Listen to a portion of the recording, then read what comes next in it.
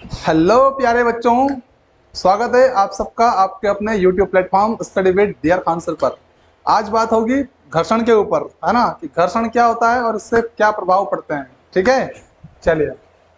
तो घर्षण, घर्षण अर्थात फ्रिक्शन, क्या कहते हैं इसको? फ्रिक्शन।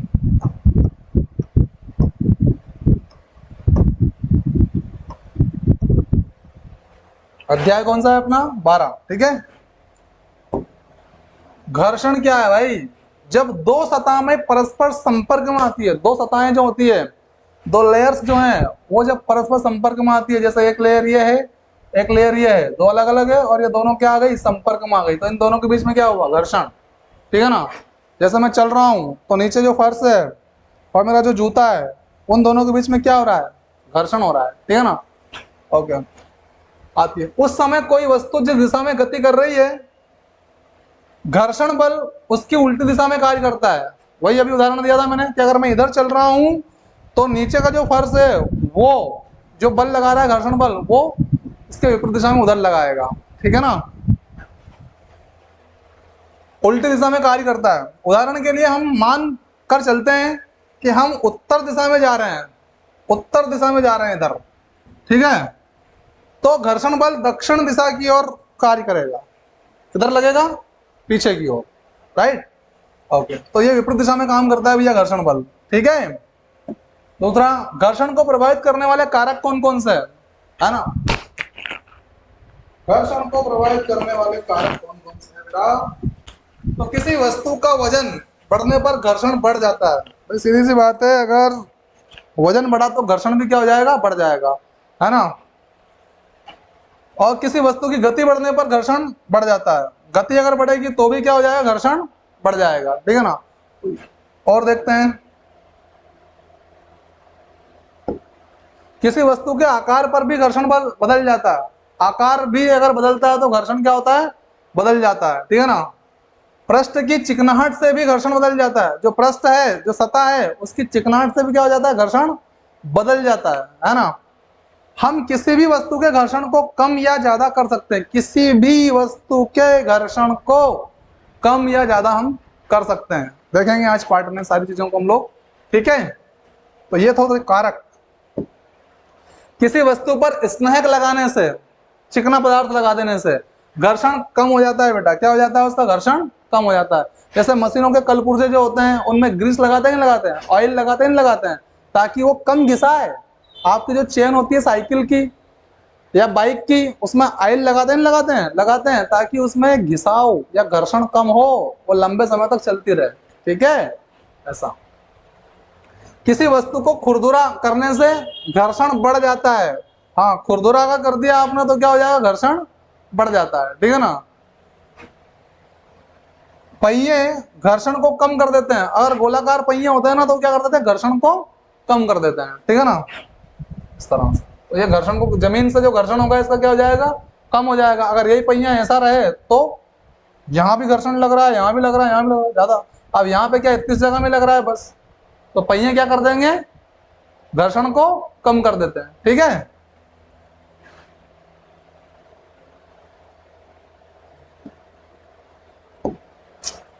किसी वस्तु का आकार घर्षण को कम या ज्यादा कर सकता है। बिल्कुल कर सकता है, कम या ज्यादा।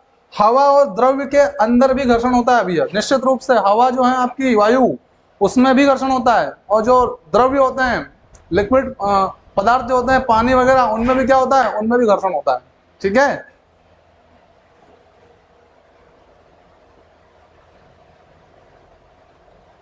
लोटनिक घर्षण क्या होता है? लोटनिक घर्षण, जब कोई वस्तु दूसरी वस्तु पर लोटन करती है, मतलब लौट जाती है या उसके ऊपर बिछा दी जाती है।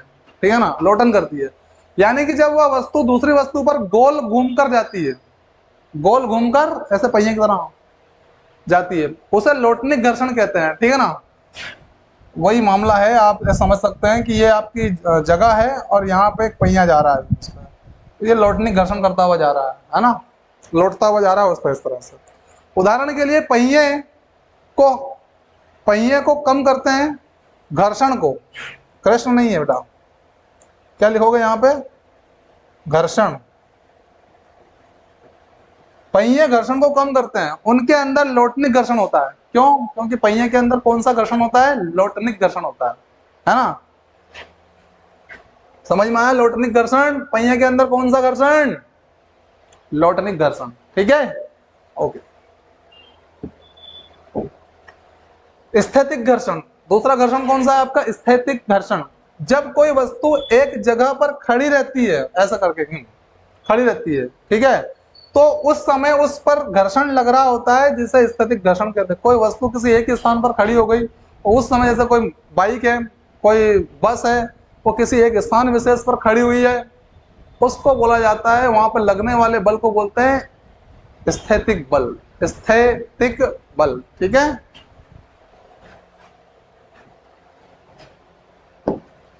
सर्पी घर्षण, कौन सा घर्षण? सर्पी घर्षण, ठीक है।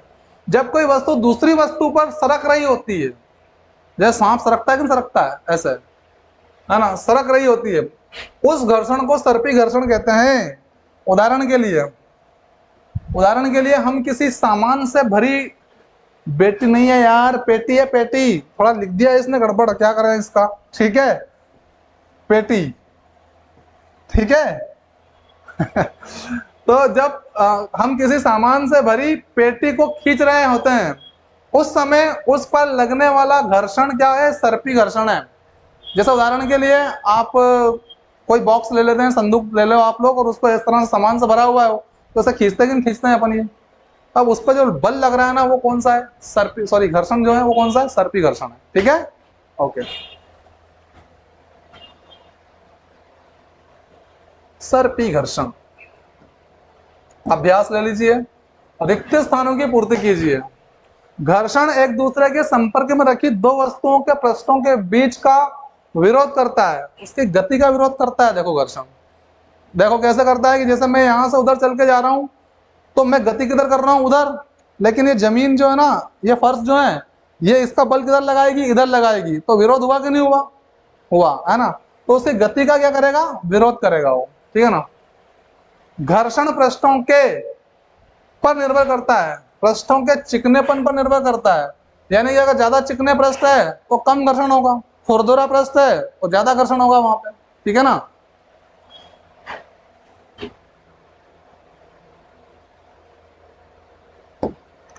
घर्षण से उत्पन्न होती है उष्मा, उत्पन्न होती है। जैसे आप दो हाथों को ऐसा रगड़ी लपक के, ये गर्म आग हो गया, बात समझ में आ गई? उष्मा उत्पन्न हुई कि नहीं हुई? हुई।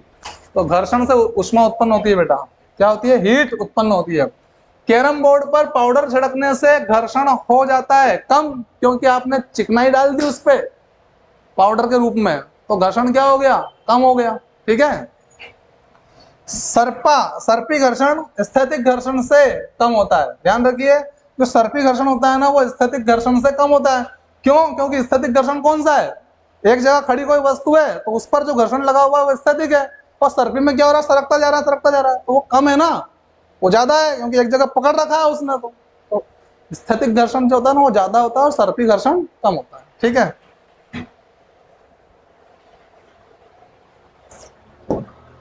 चार बच्चों को लोटनिक, स्थैतिक तथा सर्पी घर्षण के कारण बलों को घटते क्रम में व्यवस्थित करने के लिए कहा गया। कौन से क्रम में बेटा? ये ध्यान रखना, घटते क्रम में व्यवस्थित करने के लिए कहा गया। उनकी व्यवस्था नीचे दी गई है, सही व्यवस्था का चयन आपको करके बताना है, ठीक है ना। तो देखो आप लोग, लोटनिक घर्षण, स्थैतिक और सर्पी,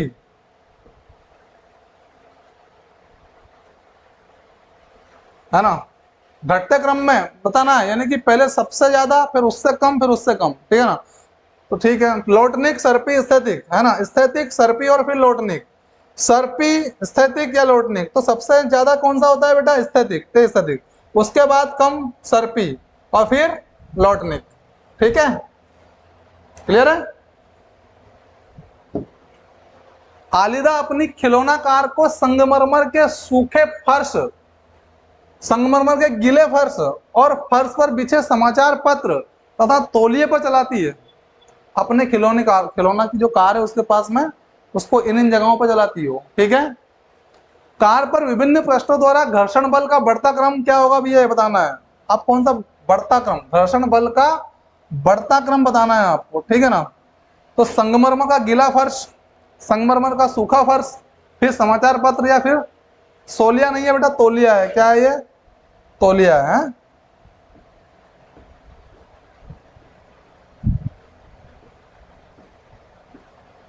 समाचार पत्र, तोलिया, संगमरमर का सूखा फर्श, संगमरमर का गीला फर्श, गीला फर्श, ठीक है। उसके बाद ऑप्शन देखिए, तोलिया, समाचार पत्र, संगमरमर का सूखा फर्श, संगमरमर का गीला फर्श, गीला फर्श, ठीक है ना।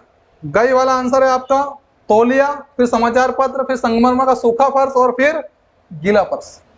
प्रैक्टिकल करके देख सकते हैं आप, ठीक है ना, कि कहां पर आपका घर्षण ज्यादा होगा और कहां कम होगा, ठीक है। मान लीजिए आप अपने डेस्क को थोड़ा झुकाते हैं, थोड़ा सा ऐसा है, ऐसा झुका देते हैं डेस्क को, उस पर रखी कोई पुस्तक नीचे की ओर सरकना आरंभ कर देती है, बिल्कुल कर देती है। ऐसे रखी रहती है पुस्तक, अब आपने क्या यूं कर दिया तो पुस्तक नीचे की ओर खिसकना चालू कर देती है ना। इस पर लगे घर्षण बल की दिशा बताइए, दर्शाइए। तो देखो भैया, यदि हम डेस्क को थोड़ा झुकाते हैं और उस पर रखी पुस्तक नीचे की ओर सरकना आरंभ कर देती है, तो ऐसी स्थिति में घर्षण बल की दिशा ऊपर की ओर होगी। उल्टा घर्षण बल कैसे काम करता है? विपरीत दिशा में काम करता है, क्योंकि पुस्तक नीचे की ओर खिसकेगी और उस पर बल किधर लगेगा? ऊपर की ओर, ठीक है। यस।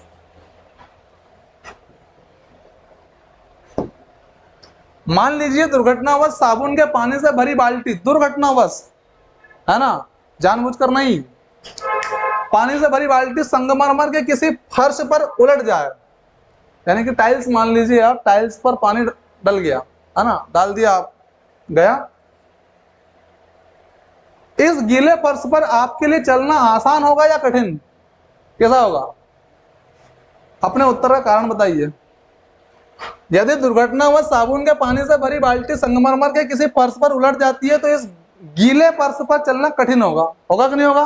फिसल जाओगे, गिर जाओगे, हाथ पांव टूट जाएगा, ठीक है। हाँ, क्योंकि चिकने पृष्ठों में बहुत सारी अनियमितताएं होती है। जो चिकने पृष्ठ होते हैं ना, उनमें बहुत सारी क्या होती है? अनियमितताएं होती है, ठीक है ना, दोष होते हैं, कह सकते हैं आप। दो पृष्ठों की अनियमितताएं एक दूसरे से भीतर बस जाती है, एक दूसरे के भीतर बस जाती है ना। इसलिए जब हमें पृष्ठ से दूसरे पृष्ठ पर गति करने का प्रयास करते हैं तो कुछ ही बल लगाना पड़ता है, फिर बल क्या है? कम लगाना पड़ता है आपको, है ना, क्योंकि वहां पर फिसलन जो होता है ना, वो बहुत ज्यादा तेज हो जाता है, ठीक है ना, तो बल कम लगता है वहां पे, है ना। ज्यादा बल लग जाता है तो किसी भी चीज को उठा लेंगे आप लोग, पकड़ लेंगे, चल लेंगे अच्छे से।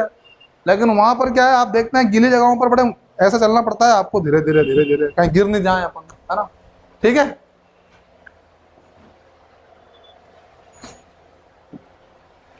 खिलाड़ी कोलदार जूते, स्पाइक्स जिनको कहते हैं, क्यों पहनते हैं? व्याख्या कीजिए। कोलदार जूते क्यों पहनते हैं, है ना।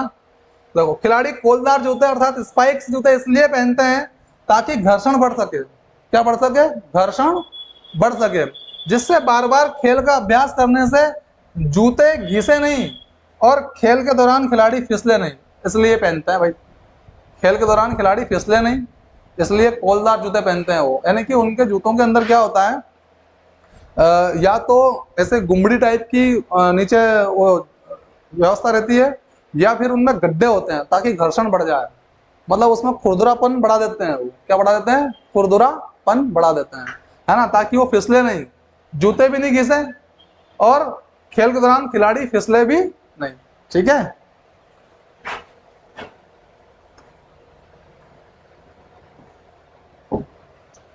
इकबाल को हल्की पेटिका धकेलनी है, एक हल्की पेटी है उसको धकेलनी है, तथा सीमा को उसी फर्श पर भारी पेटिका धकेलनी है। कौन अधिक घर्षण बल अनुभव करेगा और क्यों? भारी वाला करेगा। सीमा अधिक घर्षण बल का अनुभव करेगी, क्योंकि भार का प्रभाव पड़ता है घर्षण पर। यदि ज्यादा भार है तो घर्षण ज्यादा, कम भार है तो घर्षण कम, ठीक है ना।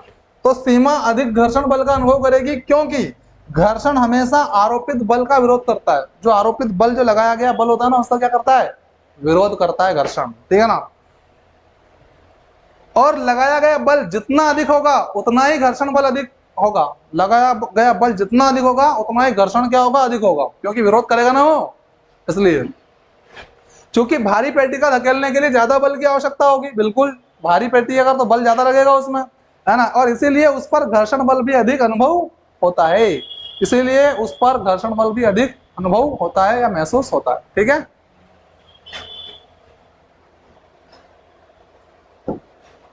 व्याख्या कीजिए कि सर्पी घर्षण स्थैतिक घर्षण से कम क्यों होता है। जो सर्पी घर्षण होता है ना वो स्थैतिक घर्षण से कम क्यों होता है। अगर इन दोनों को अच्छे समझा है आपने कि सर्पी क्या है और स्थैतिक क्या है तो बता ही दोगे आप, है ना। सर्पी घर्षण स्थैतिक घर्षण से कम होता है क्योंकि जब कोई वस्तु गतिमान हो जाती है तो उसके पृष्ठ के संपर्क बिंदुओं को उतना समय नहीं मिल पाता कि वह जमीन या फर्श के संपर्क बिंदुओं में धंस सके। भाई कोई गतिमान, जैसे मेरा पाँव है, मैं चल रहा हूं इस प्रकार से, तो जो नीचे का पृष्ठ भाग है पाँव का, उसको इतना समय नहीं मिल रहा है कि वो जमीन के अंदर घुस जाए, राइट। सर्पी घर्षण, अतः सर्पी घर्षण स्थैतिक घर्षण से कुछ कम होता है। लेकिन जब अगर स्थैतिक घर्षण तो एक जगह खड़ी है, जगह कोई भी वस्तु एक जगह खड़ी है, तो आप देखेंगे कि अगर मान लो कोई बस ही है, गर्मी की छुट्टी है और एक जगह दिन खड़ी रहती है, तो उसके पहिए नीचे धस जाते हैं, धस जाते हैं। हाँ, तो स्थैतिक घर्षण ज्यादा है कि नहीं है। सर्पी घर्षण ज्यादा नहीं रहता है क्योंकि लगातार चलता रहता है, सरकता रहता है, ठीक है ना, इसलिए वहां पे घर्षण कम होता है और स्थैतिक घर्षण ज्यादा होता है। किसकी अपेक्षा? सर्पी घर्षण की अपेक्षा। ठीक है, उदाहरण, किसी बॉक्स में गति आरंभ करने की अपेक्षा पहले से ही गतिमान बॉक्स की गति बनाए रखना सरल होता है। सीधी सी बात है, कोई बॉक्स है और वो चल रहा है, क्या कर रहा है, ऐसे गति कर रहा है, और एक बॉक्स जो है वो क्या कर रहा है, वो ऐसे रखा हुआ है एक जगह पे, तो इसकी अपेक्षा इसका जो घर्षण है वो क्या है, वो कम है, और इसका ज्यादा होगा क्योंकि ये रखा हुआ है। अगर इसको धक्का दोगे आप यहां से यूं करके यूं, तो इसको इसकी गति में आने के लिए समय लगेगा, बल्कि इसको नहीं लगेगा, ये तो और तेज हो जाएगा। ठीक है ना, ये क्योंकि इसके ऊपर क्या है, स्थैतिक घर्षण है, और इसके ऊपर क्या है, सर्पी घर्षण है। ठीक है,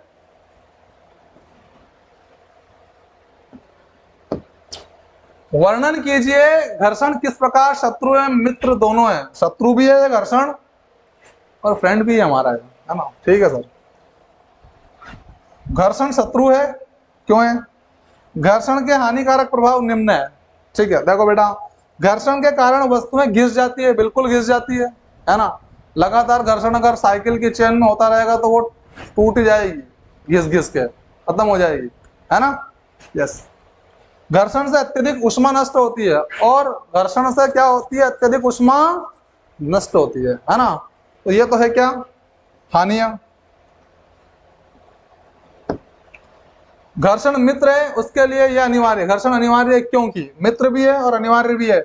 यदि घर्षण ना हो तो चलना नामुमकिन है भैया, कैसे चलोगे आप? अगर जमीन और आपके पांव के बीच में घर्षण नहीं होगा, चल ही नहीं पाओगे आप। ठीक है ना, तो चलना का जरूरी है तो घर्षण भी जरूरी है। ठीक है, ओके। और यदि घर्षण ना हो तो लिखना मुमकिन है। बताओ, इस बोर्ड का और इस पेन के बीच में घर्षण ना हो, क्या ना हो, घर्षण ना हो, तो चलेगी क्या पेन? तो लिखना भी नामुमकिन है फिर तो। ठीक है, यदि घर्षण ना हो तो गतिमान वस्तु को रोकना असंभव है। कैसे रोकोगे आप? वो पहिए के ऊपर अगर घर्षण बल काम नहीं करेगा तो पहिया रुकेगा ही कैसे, बताओ तुम, राइट। तो गतिमान वस्तु को रोक भी नहीं पाओगे आप। ठीक है, यदि घर्षण ना हो तो भवन निर्माण नहीं हो सकता। बताओ कैसे होगा भवन का निर्माण? ईंटें आपस में जुड़ेगी नहीं, आपस में एक दूसरे को पकड़ेगी नहीं, तो फिर भवन का निर्माण कैसे होगा? तो घर्षण तो वहां पे भी जरूरी है। ठीक है ना, तो घर्षण के बिना ये कह सकते हैं आप जीवन संभव नहीं है भाई, घर्षण होना अनिवार्य है। ठीक,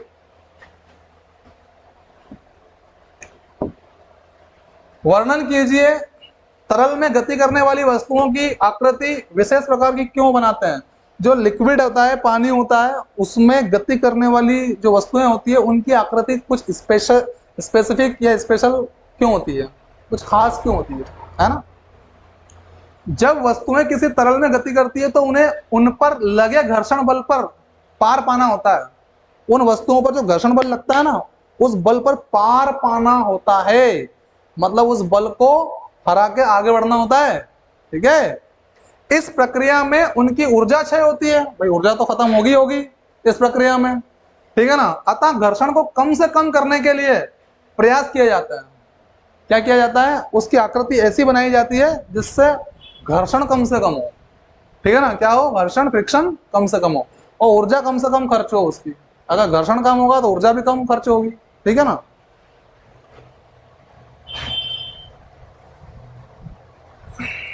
यही कारण है कि जल में तैरने वाली वस्तुओं को विशिष्ट आकृति प्रदान की जाती है, स्पेशल आकृति, शेप दी जाती है उनको, ठीक है ना। पनडुब्बियां वगैरह अगर आपने देखी हो तो, है ना, ताकि तरल में गति करते समय घर्षण पर पार पाने में उनकी ऊर्जा का क्षय यथासंभव कम हो, यथासंभव कम ना हो, है ना, ताकि गति करते समय घर्षण पर पार पाने में उनकी ऊर्जा का क्षय यथासंभव कम से कम हो, ठीक है ना। ओके, तो खत्म हो गया लेसन हमारा बेटा। Please like share and subscribe, है ना। Take care, thank you.